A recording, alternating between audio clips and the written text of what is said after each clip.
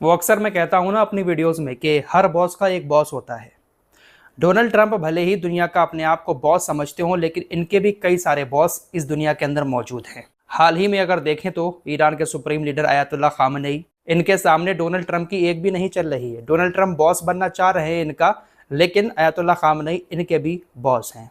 ताज़ा मामला supreme court का है, अमेरिका की सुप्रीम कोर्ट। आपको मालूम ही है कि डोनाल्ड ट्रंप जब से राष्ट्रपति बने हैं, दुनिया के कई सारे देशों पर टैरिफ थोप दिए, और टैरिफ भी कोई छोटे मोटे नहीं, बहुत बड़े टैरिफ। जो देश इनकी बात नहीं मान रहा या इनके कहने के मुताबिक नहीं चल रहा, उसके ऊपर ये अपने मन मुताबिक टैरिफ लगाकर उस देश का बॉस बनना चाह रहे हैं। लेकिन सुप्रीम कोर्ट जो है अमेरिका की, उसने डोनाल्ड ट्रंप के इस टैरिफ वाले बॉस बनने को लेकर तगड़ी फटकार लगाई है। अमेरिका की सुप्रीम कोर्ट ने डोनाल्ड ट्रंप से कहा कि आपने ये जो टैरिफ लगाए हैं दुनिया के तमाम देशों पर, ये पूरी तरह से गैर कानूनी है। अमेरिका का कानून आपको ऐसा करने की इजाजत देता तो है, लेकिन सिचुएशन गलत है। इमरजेंसी सिचुएशन में आप टैरिफ लगा सकते हैं, लेकिन आपने बिना कांग्रेस की मर्जी के जिसके ऊपर जितना चाहा टैरिफ लगा दिया। ये पूरी तरीके से अवैध है, गैर कानूनी है, और हम इन तमाम टैरिफों को खारिज करते हैं। तो अमेरिका की सुप्रीम कोर्ट ने ट्रंप के द्वारा लगाए गए सभी टैरिफों को खारिज कर दिया। भारत के ऊपर भी टैरिफ लगाया था, पहले 25% लगाया, फिर भारत के साथ कोई डील हुई तो 18% कर दिया। ऐसे ही चाइना के ऊपर भी बहुत सारा टैरिफ लगाया। जो देश इनकी बात ठीक से नहीं मान रहा, उसके ऊपर ये टैरिफ लगा दे रहे थे। फिलहाल सुप्रीम कोर्ट ने जब इनके टैरिफों को खारिज किया तो ये पूरी तरह से बौखला उठे। इनकी तरफ से एक के बाद एक सोशल मीडिया पर पोस्ट किया जाने लगा। इन्होंने सुप्रीम कोर्ट की भी आलोचना कर दी, कहा कि सुप्रीम कोर्ट ने ये जो टैरिफ खारिज किए ये पूरी तरह से गलत है।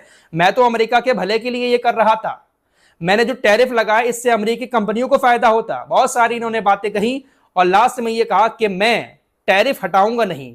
अभी तक मैंने जिन देशों पर टैरिफ लगाए थे वो अलग अलग थे, लेकिन अब मैं तमाम देशों पर 10% टैरिफ कर रहा हूं। भारत के ऊपर जो 18% टैरिफ था उसको भी इन्होंने 10 कर दिया।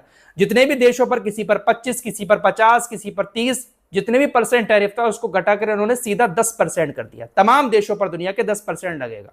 फिर कुछ ही घंटे के बाद दोबारा से इनकी तरफ से पोस्ट आता है जिसमें इन्होंने कहा कि 10% नहीं बल्कि तमाम देशों पर 15% टैरिफ लगाऊंगा। फिलहाल अमेरिका की सुप्रीम कोर्ट ने इनको दिखा दिया कि हर बॉस का एक बॉस होता है। आप भले ही कितना भी अपने आप को बॉस समझ लें, लेकिन कानून तोड़कर आप आगे नहीं जा सकते। फिलहाल कानून तोड़कर ये ईरान के ऊपर भी हमला करना चाहते हैं। अमेरिकी कांग्रेस इनको हमला करने से रोक रही है, लेकिन इनकी नाक की बात है और इजराइल के ये सगे हैं, तो उसी चक्कर में ये ईरान के ऊपर हमला करेंगे। सबसे पहले आपको बता दूं कि ईरान ने यूनाइटेड नेशंस के महासचिव को एक पत्र लिखा है, और उस पत्र में साफ तौर पर यह बात कह दी है कि अगर हमारे ऊपर कोई भी हमला करता है अमेरिका, तो अमेरिका के मिडिल ईस्ट में जितने भी सैन्य ठिकाने हैं वो फिर हमारे वैलिड टारगेट होंगे। फिर आप हमसे कुछ नहीं कहेंगे कि आप अमेरिका के ठिकानों पर हमले क्यों कर रहे हैं। हम आपसे ये बात पहले कह देते हैं कि अमेरिका की एक गलती उसके तमाम ठिकानों को तबाह कर देगी, क्योंकि यूनाइटेड नेशन जैसे संगठन अमेरिका और इजराइल जैसे देशों की निंदा नहीं करते हैं। ये कहीं पर भी हमला कर दें, लेकिन अगर पलटवार करते हुए, अपना बचाव करते हुए ईरान हमला करेगा तो यूनाइटेड नेशंस फौरन निंदा करने आ जाएगा और कई सारे प्रतिबंध लगा देगा। इसलिए पहले ही पत्र लिख दिया महासचिव को। लगातार खबरें सामने आ रही हैं कि अमेरिका एक बड़े हमले की तैयारी कर रहा है, और परमाणु ठिकानों के अलावा मिसाइल अड्डे इसमें शामिल होंगे। साथ ही साथ जो IRGC के बड़े बड़े कमांडर हैं, ईरान के जो नेता हैं, उनको भी अमेरिका निशाना बना सकता है। और वो निशाना इसलिए बनाएगा ताकि सत्ता परिवर्तन कराया जा सके। सत्ता परिवर्तन इसलिए करवाना चाहता है अमेरिका क्योंकि इससे इजराइल को फायदा हो जाएगा। अगर सत्ता परिवर्तन हो जाता है तो जैसे सीरिया में इन्होंने अपना कब्जा जमा लिया, तमाम ठिकानों को नष्ट कर दिया, जो भी हथियारों के भंडार थे सीरिया की सेना के, सबको खत्म कर दिया, ऐसा ही ये ईरान के साथ करेंगे अगर सत्ता परिवर्तन हो जाता है। फिलहाल अमेरिका ने मिडिल ईस्ट में इस वक्त अपनी ताकत उतनी बढ़ा दी है जितनी ताकत कभी सद्दाम हुसैन के जमाने में बढ़ाई थी। 2003 में जब इराक के अंदर सद्दाम हुसैन को अपने कब्जे में करना चाह रहा था अमेरिका, सद्दाम हुसैन को खत्म करना चाह रहा था, तब बहुत ज्यादा ताकत अमेरिका ने मिडिल ईस्ट में अपनी तैनात की थी। वैसी ही ताकत 2003 के बाद अब दोबारा से ईरान के लिए तैनात हो चुकी है। सबसे ज्यादा कतर के बाद जॉर्डन के अंदर अमेरिका ने अपनी ताकत बढ़ाई है। इसीलिए ईरान ने जॉर्डन को खुली चेतावनी दे दी है कि आप अमेरिका को अपने देश में सबसे ज्यादा पनाह दे रहे हैं, आप हमारे वैलिड टारगेट होंगे अगर हमारे ऊपर कोई भी हमला होता है। मिस्र की बात कर लेते हैं। मिस्र भी कहीं ना कहीं है तो इन्हीं के साथ, लेकिन बड़ी खबर यह है कि मिस्र और ईरान के बीच एक बार फिर से राजनयिक संबंध बहाल होते हुए नजर आ रहे हैं। 1980 में जब इस्लामिक शासन ईरान के अंदर आया था तो उसके बाद से मिस्र ने अपनी एम्बेसी ईरान के अंदर बंद कर दी थी, ईरान ने मिस्र के अंदर अपनी एम्बेसी बंद कर दी थी। राजनयिक संबंध खत्म हो गए थे, लेकिन एक बार फिर से बहाल हो रहे हैं। मिस्र के अंदर ईरान की एम्बेसी खुलेगी और ईरान के अंदर मिस्र की एम्बेसी खोली जाएगी। इधर अमेरिका और ईरान के बीच टेंशन है और उधर यमन के हूतीज ने क्रूज मिसाइल्स और ड्रोन का लाइव परीक्षण किया है। यमन की मीडिया पर यह खबर दिखाई गई कि हूतीज ने क्रूज मिसाइलों और ड्रोनों का समुद्र के अंदर परीक्षण किया है। ये जो क्रूज मिसाइलें होती हैं ये बड़े से बड़े जहाज को डुबोने के लिए काफी हैं। अमेरिका के जो भारी भरकम युद्धपोत तैनात हैं समुद्र के अंदर ईरान के किनारे, यमनी हूतीज की जो क्रूज मिसाइलें हैं या फिर जो बैलिस्टिक मिसाइल ईरान की है शायद उनको नहीं झेल पाएंगे ये भारी भरकम युद्धपोत भी। अमेरिका अगर ईरान के ऊपर हमला कर देता है तो अमेरिका सिर्फ ईरान से नहीं लड़ेगा बल्कि हूतीज से भी लड़ेगा, हिजबुल्लाह से भी लड़ेगा और इराक के अंदर भी कई सारी मिलिशिया ऐसी हैं जो ईरान के सपोर्ट में हैं। तो सब के सब संगठन अमेरिका के ठिकानों को निशाना बनाएंगे, इसीलिए अमेरिका थोड़ा सा दब रहा है हमला करते हुए। खबरें ऐसी भी आ रही है कि कतर के अंदर जो अल उदीद एयरबेस है, यूएई के अंदर जो अमेरिका का बेस है, वहां से सैनिकों को निकालकर दूसरी जगह ट्रांसफर अमेरिका कर रहा है। अमेरिका को भी डर है कि हमारे जो बड़े बेस हैं ईरान उसको टारगेट करेगा। फिलहाल टेंशन बहुत ज्यादा बढ़ी हुई है, लेकिन इसी बीच ईरान ने अमेरिका के सामने कुछ ऐसी शर्तें भी रखी हैं कि अगर अमेरिका उनको मान लेता है तो फिर ये युद्ध खत्म हो जाएगा। अमेरिका जो शर्तें रख रहा था ईरान के सामने, उन्हीं शर्तों में थोड़ा सा फेरबदल करके ईरान ने अपनी शर्तें अमेरिका के सामने रखी हैं और कहा है कि आप इसको एक्सेप्ट कर लें, जो भी हमारे बीच टेंशन चल रही है, युद्ध जैसे हालात हैं वो खत्म हो जाएंगे। अब वो शर्तें ये हैं, ईरान ने अमेरिका से कहा है कि हम अपने यूरेनियम के संवर्धन को 3 साल के लिए बंद कर देंगे।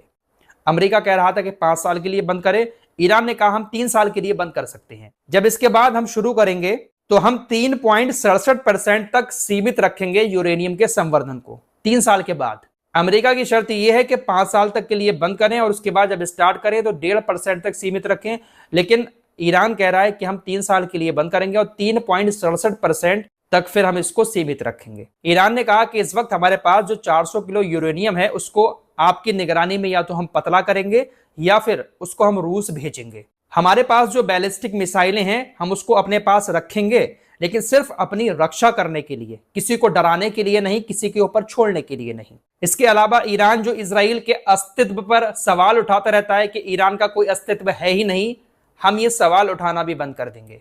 फिलिस्तीन के अंदर जो संगठन है हम उसकी मदद करते हैं, वो मदद देना भी बंद कर देंगे। तो इस तरह के कुछ प्रपोजल ईरान की तरफ से अमेरिका के सामने रखे गए हैं, लेकिन मीडिया रिपोर्ट्स के मुताबिक विटकॉफ ने, अमेरिकी प्रशासन ने इसको तुरंत खारिज कर दिया। अमेरिका ने कहा कि आप ये जो बातें रख रहे हैं ये हमारी शर्तों के लिए काफ़ी नहीं है, हमारी शर्तें कुछ और हैं। अब इतनी सारी बातें तो ईरान ने मान ली हैं, लेकिन अमेरिका पूरी बात अपनी मनवाना चाहता है, तो कोई कैसे भला किसी की बात ऐसे मान लेगा। ईरान की मिसाइलों का सबसे ज्यादा डर इजराइल को ही है, क्योंकि इजराइल ईरान की मिसाइलों से पिछले साल पिट चुका है। इजरायली अधिकारियों का कहना है कि 2027 के आखिर तक ईरान के पास तकरीबन 5000 बैलिस्टिक मिसाइलें हो जाएंगी। ईरान हर महीने तकरीबन 100 बैलिस्टिक मिसाइल बना रहा है। इजरायली अधिकारियों का कहना है कि पिछले साल ईरान ने कई सारी बैलिस्टिक मिसाइल खोई हैं, यानी ईरान ने इजराइल के ऊपर जब हमले किए थे तो उसमें खर्च हो गई, लेकिन फिर भी हर महीने 100 बैलिस्टिक मिसाइल ईरान तकरीबन बना रहा है और 2027 तक 5000 बैलिस्टिक मिसाइलें हो जाएंगी। दोस्तों ये आंकड़ा कम नहीं है, 5000 बैलिस्टिक मिसाइलों का होना बहुत बड़ी बात है और इसी से इजराइल को सबसे ज़्यादा डर है। गाज़ा की बात कर लेते हैं तो गाज़ा में भी रमज़ान की धूमधाम देखने को मिल रही है, लेकिन इसी बीच इजराइल कथित तौर पर युद्ध विराम का, सीज फायर का उल्लंघन करते हुए रमजान के महीने में भी हमले जारी रखे हुए हैं। कई सारी मीडिया रिपोर्ट्स के मुताबिक तोपखाने से गोलीबारी हुई, हवाई हमले भी हुए रमजान के दूसरे दिन गाजा पट्टी के अंदर। तो चाहे कितने भी सीज फायर हो जाए, लेकिन अमेरिका इजराइल जैसे देश अपनी करनी से बाज नहीं आते हैं। देखते हैं भाई मिडिल ईस्ट की ये जंग किस तरफ जाकर रुकती है। इस रिपोर्ट में इतना ही, कुछ और खबरों के साथ फिर हाजिर होऊंगा। अपना ख्याल रखिएगा।